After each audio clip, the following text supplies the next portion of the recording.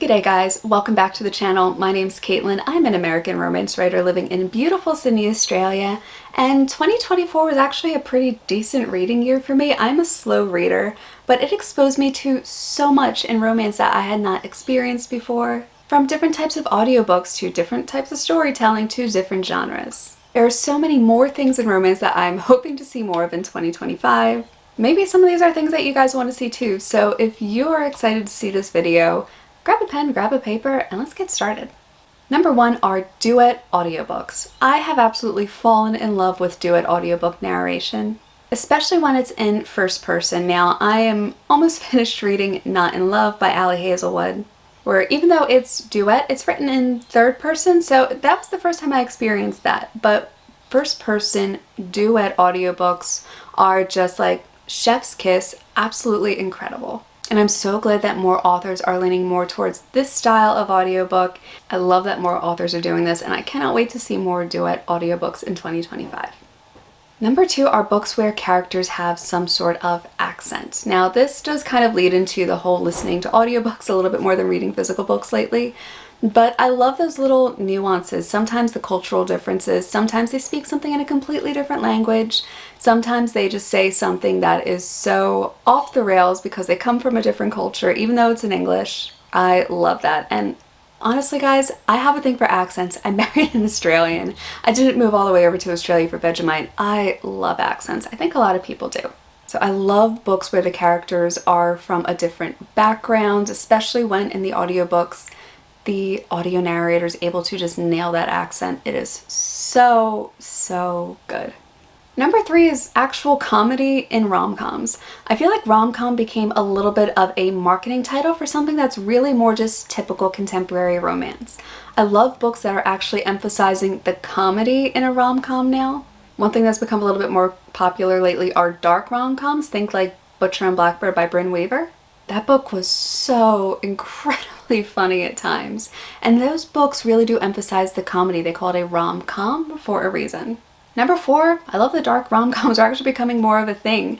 If you've been on BookTok for more than 5 minutes, you've probably seen this book cover, which is Lights Out by Nevessa Allen. This audiobook had BookTok in its clutches. The audiobook is what drove this book up onto the New York Times bestseller list. It is so funny. It is so good. Yes, it is dark. He does stalk her. There are some very dark elements to this book, but I love that the darkness is able to be balanced out by a sense of humor. Dark romance really did pick up in the last couple of years, but so many of them just focused on the dark elements, and I love that there are authors out there now who are actually balancing that out with some comedy. It just goes to show you that you can explore some really serious things, some very dark things, and still have a laugh in a book. Number five is female main characters with more of a variety of body types. Like if we think about the bodice rippers back in the 80s, the 90s, 2000s, every woman kind of had that same sort of hourglass figure. And then there was a little bit more of a push towards plus size characters, which is great to see. It's nice that there's diversity, but then after a while it felt like it was one of two extremes. So now we're getting more mid-sized characters, we're getting more muscle mommy type characters, we're getting characters who have disabilities, characters who've had limbs amputated, characters who are in wheelchairs. There's so much more of a variety of characters out there, particularly for female main characters, because I feel like there's more of a push for female main characters to be diversified than male main characters, if I'm being honest. I'm talking about like the heterosexual male-female type romance novels here. I do appreciate that there's such a bigger push to diversify the female main characters in these stories. Number six, I would love to see books with some more boring professions. Not every woman out there is a baker or a flight attendant or a secretary or a teacher or a nurse. Just like every male character is not a star athlete or a billionaire, tycoon, mogul. If a character has a profession that really does resonate with the reason the character is the way they are, I'd love to see even some more boring type professions. Like show me somebody who's just an Uber driver trying to like get by and doing all these little part-time jobs, or show me the office worker who does a boring 9 to 5, who works with spreadsheets and their job title makes absolutely no sense, so they have no idea how to actually tell people what it is they do when they ask. When it comes to professions, give us some more of the realistic kind of boring stuff. Number 7 is seeing billionaire romances where money does not solve the problem, especially the main overarching plotline.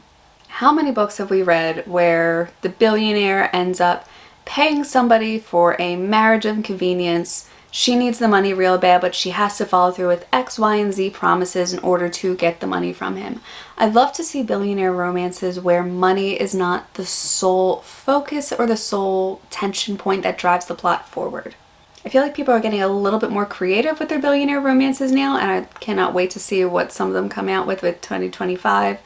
But it used to be in the past that billionaire romances, money would solve just about everything. It was an absolute financial fantasy. And now people are getting a lot more creative with it. Number 8, and I haven't seen too many romances outside of romantasy where this is really well done, is painting a picture of the setting that you're in. Now with romances, we're limited by word count a little bit more than genres like fantasy, romantasy, sci-fi. Typically romance books are between 80 to 100,000 words if you're doing a traditionally published story, and even then 100,000 can really be pushing it. But I love when books are really able to bring a reader into the setting. If you can walk into a bakery and smell the percolating coffee and that vanilla and cinnamon scent in the air, or if you're reading a Christmas holiday romance and you're going through a Christmas tree farm and you could smell the pine and you could smell the snow that almost smells a little bit minty, those are the types of nuances that really bring a reader into the story, and I am hoping to see more of those types of descriptions in books in 2025 because I love that immersive experience as a reader.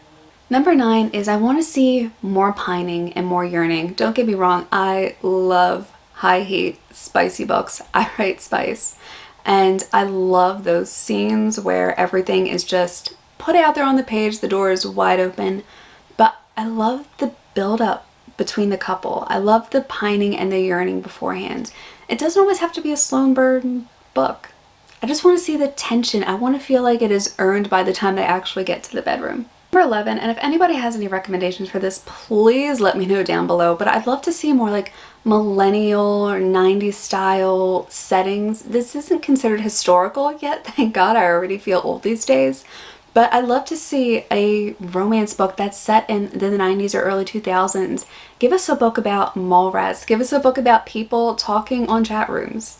We are such a nostalgic generation, so let us relive some of that nostalgia in these books. I want to see more millennial 90s vibes in romance books in 2025. If anybody has any good recommendations for some, let me know in the comments below. So that's for my list, guys. More things that I want to see in romance books in 2025. I'm sure you guys have so many more that you'd want to add, so let me know what is in the comments down below do you want to see more of in romance books coming up this year. As always, if anybody has any good book recs, please drop them in the comments down below. I'm always looking for good ones. I feel like my TBR is never going to be finished, which is a little anxiety inducing, but it's a fun time. It means I've always got something good to read. If you guys like this video, please hit the like and subscribe button. I would love to get this channel up to 1,000 subscribers by the end of the year, and I absolutely cannot do that without your help, so I really do appreciate the support. Thank you all for watching, and I will see you in the next video. Bye!